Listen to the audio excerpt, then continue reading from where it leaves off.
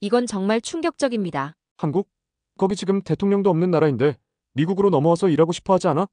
한국은 개고기 먹는 미개한 나라 아니야? 이러한 말이 나온 지 단 1년 만에 한국을 바라보는 시선을 완전히 뒤바꾼 사건이 벌어졌습니다. 한밤중 뉴욕 맨해튼 고급 아파트에 설치된 CCTV에서 포착된 장면으로 인해 전 세계가 충격받은 사건. 전적으로 신뢰했던 그 한국인의 이중 생활이 가져다준 배신감. 그리고 한국의 K문화가 다시 한번 미국 상류 사회를 뒤흔들었다고 하는데요. 도대체 무슨 일이 일어난 걸까요? 충격적인 이야기 지금 시작합니다. 딱 1초만요. 좋아요와 구독 꾹 부탁드립니다. 뉴욕 맨해튼의 고층 빌딩 숲 사이로 아침 햇살이 쏟아지는 화창한 날이었습니다. 창문으로 센트럴파크의 푸르름이 시원하게 펼쳐졌죠. 출근 준비를 마친 저는 반려견 루이의 따스한 갈색 눈동자를 바라봤습니다. 이 순간만큼은 바쁜 일정과 끝없는 고민이 머릿속에서 사라졌죠. 루이, 오늘도 엄마 기다려줘서 고마워. 사랑해. 루이는 마치 이해한다는 듯 꼬리를 흔들며 제 앞에서 애교를 부리고 있었죠. 저는 뉴욕에서 금융 컨설팅 회사를 운영하고 있는 엘리자베스 테일러라고 합니다. 맨해튼에서 제법 성공한 사업가죠. 루이는 5살 된 골든 리트리버인데 그 따뜻한 눈빛은 하루의 모든 스트레스를 녹여버리는 마법 같은 힘이 있습니다. 단순한 반려견이 아니라 진정한 가족이죠. 매일 아침 출근하기 전 루이의 부드러운 머리를 쓰다듬는 것이 제 하루를 시작하는 소중한 의식이 되었습니다. 오늘은 좀 늦을 수도 있어. 일 끝나자마자 바로 돌아올게. 이렇게 약속하며 현관문을 나서는 순간 가슴 한편이 무거워졌어요. 회사가 급성장하면서 업무 시간이 점점 늘어나고 해외 출장도 잦아졌거든요. 루이가 집에서 혼자 있는 시간이 길어지면서 루이를 봐줄 믿고 맡길 수 있는 펫시터를 찾는 일이 시급해졌죠. 지금까지 여러 명의 미국인 펫시터를 고용해봤는데 모두가 실망스러웠습니다. 첫 번째 시터는 루이의 산책을 건너뛰고 소파에서 휴대폰만 들여다보았습니다.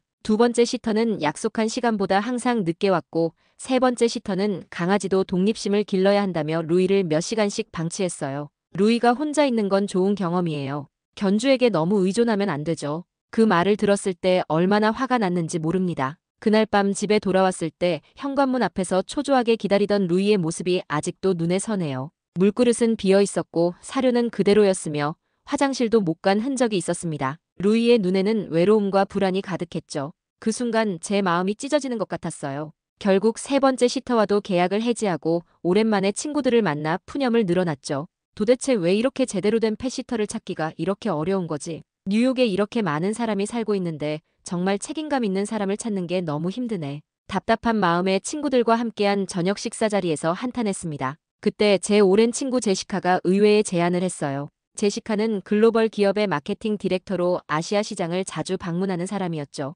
엘리자베스, 내 생각에는 한국인 펫시터를 찾아보는 게 어때? 그들은 정말 차원이 달라. 제시카의 말에 저는 깜짝 놀라 물었습니다. 한국인 펫시터라고? 왜 하필 한국인? 제시카는 자신의 경험을 이야기하기 시작했어요. 지난번 서울 출장 때 내 동료의 집에 머물렀는데 그녀가 반려견을 어떻게 대하는지 보고 정말 놀랐어. 그리고 서울 강남 지역에 있는 반려동물 케어 시설들은 믿을 수 없을 정도로 발전되어 있더라고. 저는 의아한 표정으로 고개를 갸웃했습니다. 제 머릿속에는 즉시 오래된 뉴스 영상이 스쳐 지나갔기 때문이죠. 잠깐, 한국이면 개고기 먹는 나라 아니야?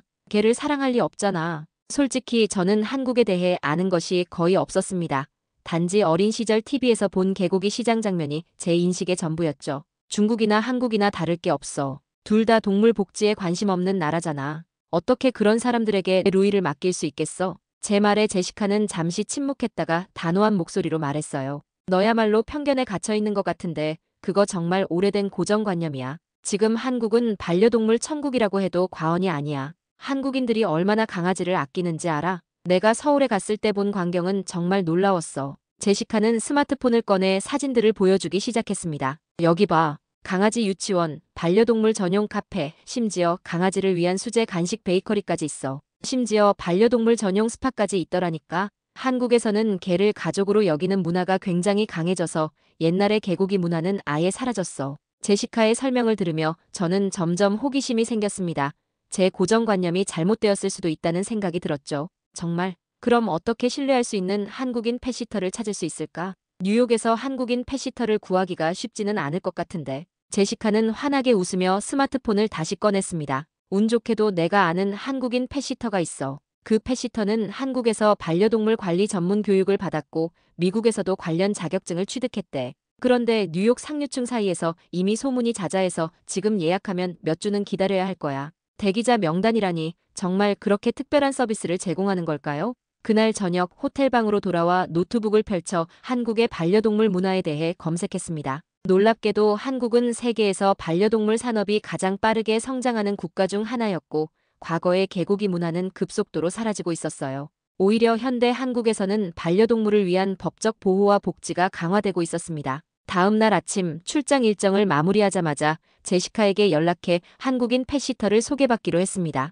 그녀가 보내준 프로필에는 류은혜라는 이름과 단정한 사진, 그리고 화려한 경력이 적혀 있었어요. 전직 수의사 조수 출신의 반려동물 행동 전문가 자격증까지 갖추고 있다고 했습니다. 그날 저녁 뉴욕으로 돌아오는 비행기 안에서 류은혜에게 메시지를 보냈습니다. 다행히 그녀는 다음 주부터 새 고객을 받을 수 있다고 했어요. 제가 전화로 루이에 대한 이야기를 하자 그녀는 정말 진지하게 모든 내용을 메모하며 질문했습니다. 루이의 식습관은 어떤가요? 알레르기가 있나요? 좋아하는 장난감이나 활동이 있나요? 스트레스 받을 때 특별한 행동 패턴이 있나요? 이런 세심한 질문들이 제 마음을 조금씩 열게 만들었어요. 그때만 해도 저는 이 만남이 어떤 충격적인 경험으로 이어질지, 그리고 펫시터가 제 삶과 루이의 삶을 어떻게 변화시킬지 전혀 예상하지 못했습니다. 그저 루이가 좋은 돌봄을 받길 바라는 마음뿐이었죠. 드디어 새로운 펫시터를 만나는 날이 왔습니다. 아침에 아파트 초인종이 울리고 문을 열자 단정한 차림의 젊은 아시아 여성이 공손하게 인사했어요.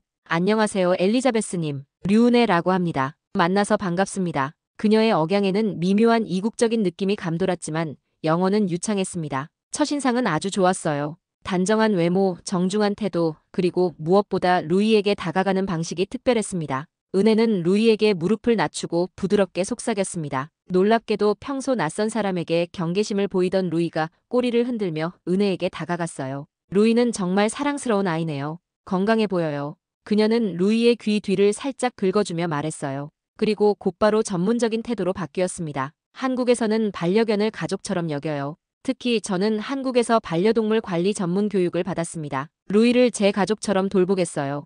은혜는 루이의 식습관부터 산책 루틴, 좋아하는 장난감까지 꼼꼼히 메모했습니다. 그리고 한국식 반려동물 케어 방식에 대해 설명했죠. 한국에서는 반려견의 정서적 안정을 매우 중요하게 생각합니다. 주인과 떨어져 있는 동안의 불안감을 최소화하는 것이 핵심이에요. 루이가 편안하게 느낄 수 있도록 특별한 마사지 기법도 사용할 수 있습니다. 그날 저녁 중요한 비즈니스 미팅을 위해 집을 비우면서 처음으로 루이를 은혜에게 맡겼어요. 평소보다 마음이 놓였습니다. 제시카가 말한 대로 한국인 펫시터는 정말 다른 것 같았어요. 첫 주는 모든 것이 완벽했습니다. 은혜는 루이와 함께한 시간을 사진과 짧은 동영상으로 보내주었어요. 루이가 행복해 보였고 집에 돌아와도 루이의 컨디션이 좋았습니다. 은혜는 매일 루이의 상태를 꼼꼼히 기록한 노트도 남겨주었죠. 오늘은 루이가 평소보다 활기차게 놀았어요. 특히 공원에서 다른 골든 리트리버와 친구가 되었습니다. 식욕도 좋았고 배변 상태도 정상이었어요. 이런 상세한 보고를 받으니 안심이 되었습니다. 하지만 2주 정도 지났을 때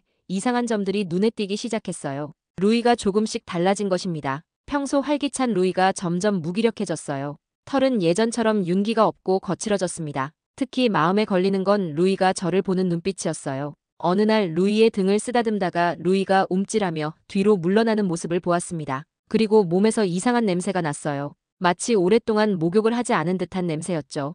은혜는 루이를 매일 깨끗이 관리한다고 했는데 이건 분명 이상했습니다. 의심이 커져갔어요. 결국 저는 은혜가 오기 전에 거실과 주방에 작은 카메라를 설치했습니다. 그리고 평소처럼 출근한 후 회의 중에도 계속 스마트폰으로 실시간 영상을 확인했죠. 처음 몇 시간은 은혜가 약속대로 루이와 놀아주고 있었어요. 하지만 점심 무렵 충격적인 장면이 펼쳐졌습니다. 은혜는 루이의 사료에 무언가를 섞어주었어요. 루이는 사료를 먹고 얼마 지나지 않아 무기력해졌습니다. 뭐야, 저게 뭐지? 그리고 더 충격적인 일이 벌어졌어요. 은혜는 루이를 욕실에 가두고 외출했습니다. 저는 즉시 회의를 중단하고 집으로 달려갔습니다. 집에 도착했을 때 은혜는 아직 돌아오지 않은 상태였어요. 욕실 문을 열자 루이가 떨리는 몸으로 구석에 웅크리고 있었습니다. 물그릇도 없었고 바닥은 축축했어요. 루이를 안아들자 여전히 몸에서 이상한 냄새가 났습니다. 분노가 치밀어 올랐어요. 2시간 후 은혜가 돌아왔을 때 저는 거실에서 그녀를 기다리고 있었습니다. 루이에게 무슨 짓을 한 거죠? 제 차가운 목소리에 은혜는 잠시 당황했지만 곧 태연한 표정을 지었어요. 무슨 말씀이신지요? 저는 약속대로 루이를 잘 돌봤어요. 거짓말 마세요. 전부 봤어요. 카메라를 설치했거든요. 제 말에 은혜의 표정이 굳어졌습니다. 그녀는 잠시 침묵했다가 갑자기 휴대폰을 꺼내 누군가에게 전화를 걸기 시작했어요. 그런데 놀랍게도 그녀의 입에서 나온 것은 유창한 중국어였습니다. 뭐야? 한국인 아니었어. 제 목소리에 은혜는 전화를 끊고 비웃듯이 말했어요. 그래, 나 한국인 아니야. 근데 뭐 어쩌라고? 한국인이면 더 대단할 것 같아. 완전히 다른 사람이 된 것 같았습니다. 부드럽고 공손했던 태도는 온데간데 없고 냉소적인 표정으로 저를 바라보았어요. 당신 이름은 완전 한국인 이름이었는데 류은혜 아니죠? 진짜 이름이 뭐예요? 내 진짜 이름은 리우린이야. 중국 베이징 출신이지. 한국인 행세를 한 건 미국인들이 요즘 한국에 열광하니까 그런 거야. 돈 벌기 좋더라고. 그녀의 말에 저는 분노와 배신감을 느꼈습니다. 그동안 루이가 어떤 대우를 받았을지 생각하니 가슴이 아팠어요. 당장 나가주세요. 그리고 다시는 오지 마세요. 이런 행동은 범죄예요. 신고할 거예요. 리우리는 어깨를 으쓱하며 가방을 집어들었습니다. 신고해봐. 누가 믿겠어? 지난 2주 동안 내가 보낸 사진들 모두 멀쩡하게 지내는 걸로 보이잖아. 문을 나서면서 그녀는 마지막으로 말했어요. 그리고 한국인 펫시터가 정말 그렇게 특별할 것 같아? 다 비슷해. 그냥 돈 버는 일일 뿐이야. 문이 닫히고 저는 떨리는 손으로 루이를 안아 올렸습니다. 루이의 눈에는 여전히 두려움이 남아 있었어요. 수의사에게 데려가 검사를 받았고 다행히 심각한 건강 문제는 없었습니다. 하지만 가벼운 탈수 상태였고 스트레스로 인한 피부염 증상이 있었어요. 그날 밤 루이를 안고 누워 생각했습니다. 어떻게 한국인 펫시터를 가장한 중국인에게 속을 수 있었을까요? 그리고 무엇보다 이제 어떻게 신뢰할 수 있는 펫시터를 찾을 수 있을까요? 잠이 오지 않았습니다. 리우 린과의 끔찍한 경험 이후 저는 루이를 어떻게 돌봐야 할지 막막했습니다. 신뢰할 수 있는 펫시터를 찾기 위해 다시 원점으로 돌아간 기분이었어요. 더 심각한 문제는 루이의 상태였습니다. 루이는 이전보다 더 예민해졌고 낯선 사람만 보면 몸을 움츠렸죠. 제 무지와 안일함 때문에 루이가 상처를 받았다는 생각에 가슴이 아팠어요. 그날 밤 제시카에게 전화를 걸었습니다. 제시카, 그 시터는 한국인이 아니었어. 중국인이었어. 가짜였다고. 제시카는 충격을 받은 목소리로 대답했습니다. 정말? 어떻게 그런 일이? 미안해, 엘리자베스. 내가 직접 만나본 사람이 아니라 지인의 소개로 알게 된 사람이었어. 루이는 괜찮아? 다행히 큰 문제는 없어. 하지만 이제 어떻게 신뢰할 수 있는 사람을 찾을 수 있을까? 제시카는 잠시 침묵했다가 말했어요. 실은 내가 아는 다른 한국인 펫시터가 있어. 이번에는 진짜야. 내가 서울에서 직접 만난 친구의 사촌이야. 한국에서 수의사로 일했고 미국으로 유학 온 후 펫케어 서비스를 시작했어. 이름은 정혜민이야. 저는 망설였습니다. 한번 큰 실수를 했는데 다시 펫시터를 신뢰할 수 있을까요?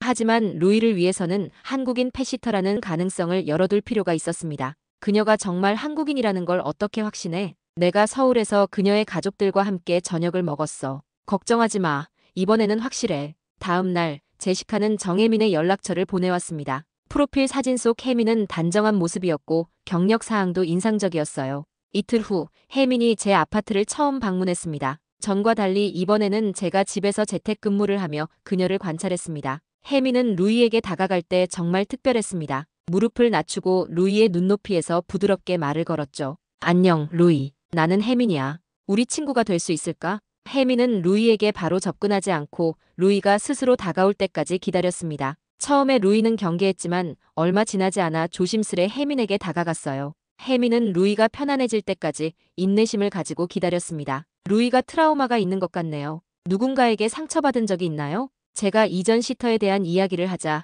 혜민의 표정이 어두워졌습니다. 정말 끔찍하네요. 루이의 신뢰를 회복하려면 시간이 필요할 거예요. 하지만 걱정하지 마세요. 제가 도와드릴게요. 그날 혜민은 루이를 위한 특별한 마사지 기법을 보여주었습니다. 그녀의 손길 아래 루이가 점점 긴장을 풀어가는 모습이 놀라웠어요.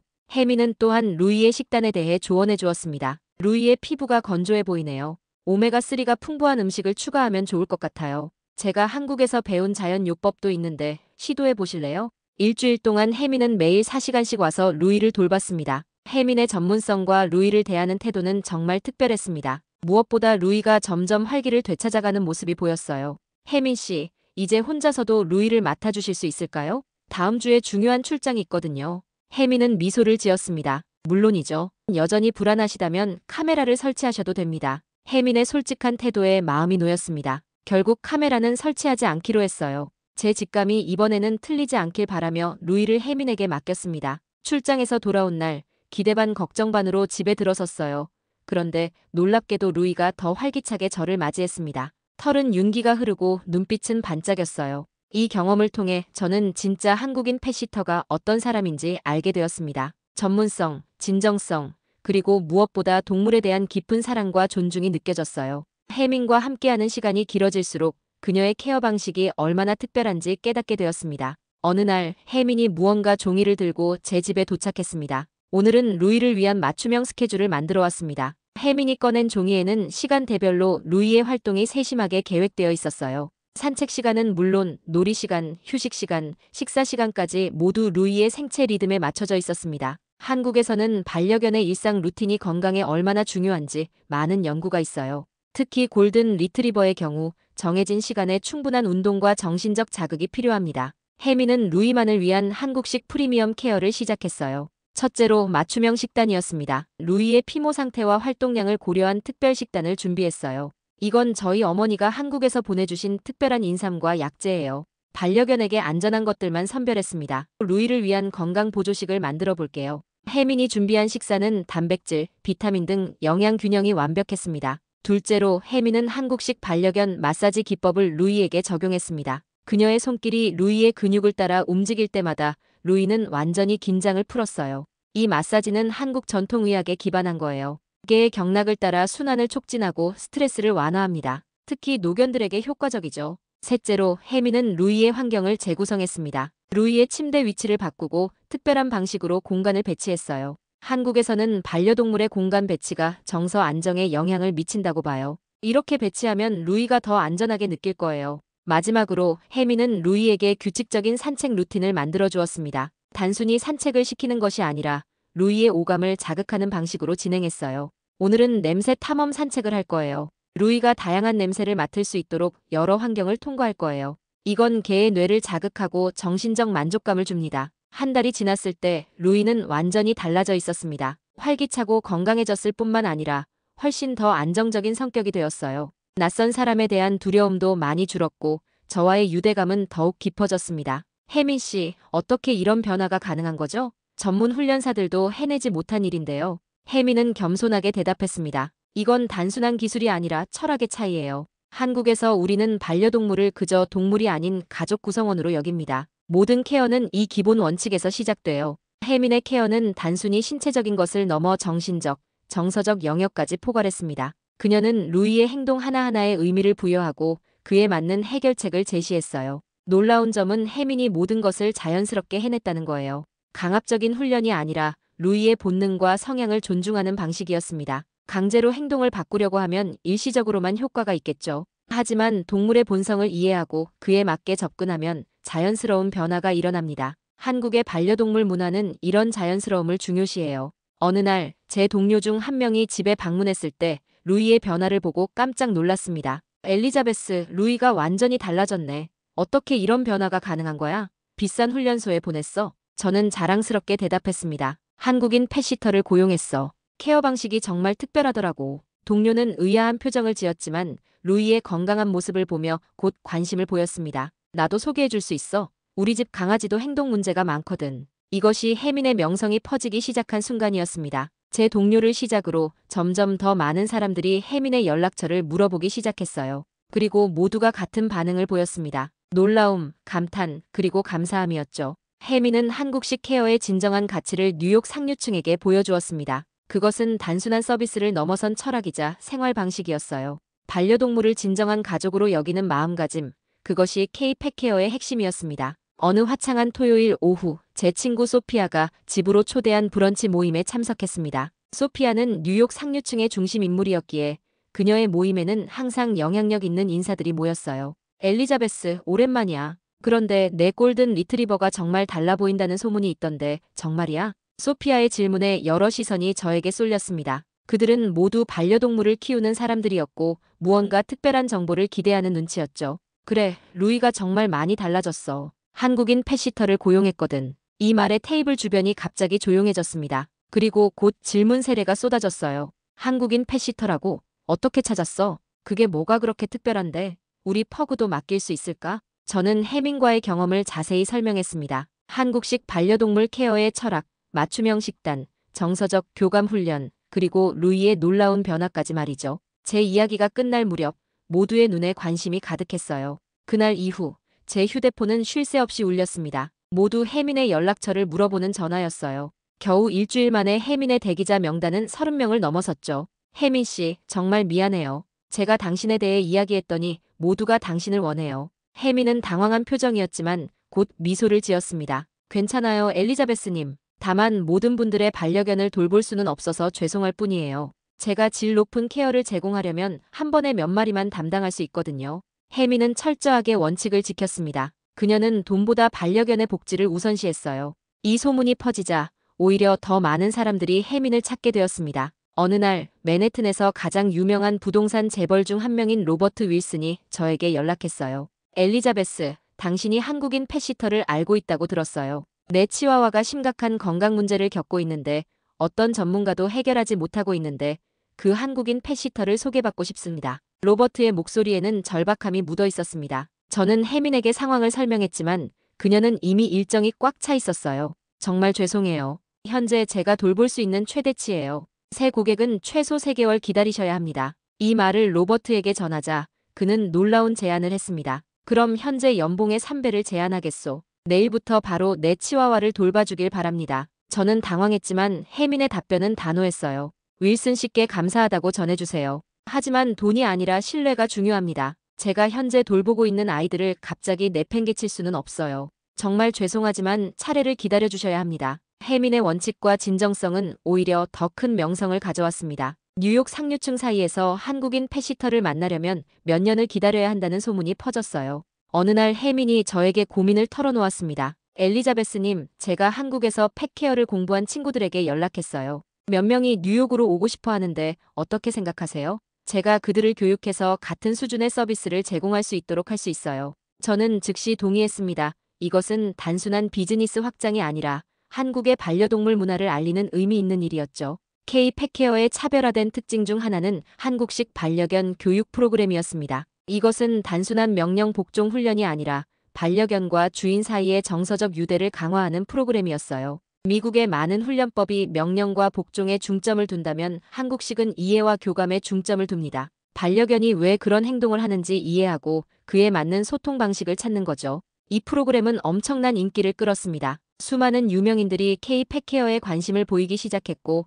한 미국 TV쇼에서는 혜민을 특별 게스트로 초청하기까지 했죠. 혜민 씨, 한국식 펫케어가 이렇게 인기를 끄는 비결이 무엇일까요? 진행자의 질문에 혜민은 겸손하게 대답했습니다. 비결이라기보다는 철학의 차이라고 생각해요. 한국에서는 반려동물을 가족으로 여기는 문화가 깊이 자리 잡고 있습니다. 이건 단순한 말이 아니라 실천하는 가치관이에요. 모든 케어는 이 기본 원칙에서 시작됩니다. 인터뷰 이후 K-펫케어의 대기자 명단은 더욱 길어졌죠. 미국 전역에서 문의가 쏟아졌고 심지어 캐나다와 유럽에서도 문의가 왔어요. 혜민은 이 모든 관심에 부담을 느끼기도 했지만 한국의 반려동물 문화를 세계에 알릴 수 있다는 사실에 보람을 느꼈습니다. 이 모든 성공 속에서도 혜민은 초심을 잃지 않았습니다. 그녀는 여전히 루이를 직접 돌봤고 모든 팀원들에게 원칙을 강조했습니다. 우리가 케어하는 건 단순한 동물이 아니라 누군가의 가족이라는 걸 잊지 마세요. 그들의 행복과 건강이 우리의 최우선 가치입니다. 저는 이 모든 여정을 지켜보며 깊은 감동을 받았습니다. 한때 개고기 먹는 나라라는 편견을 가졌던 제가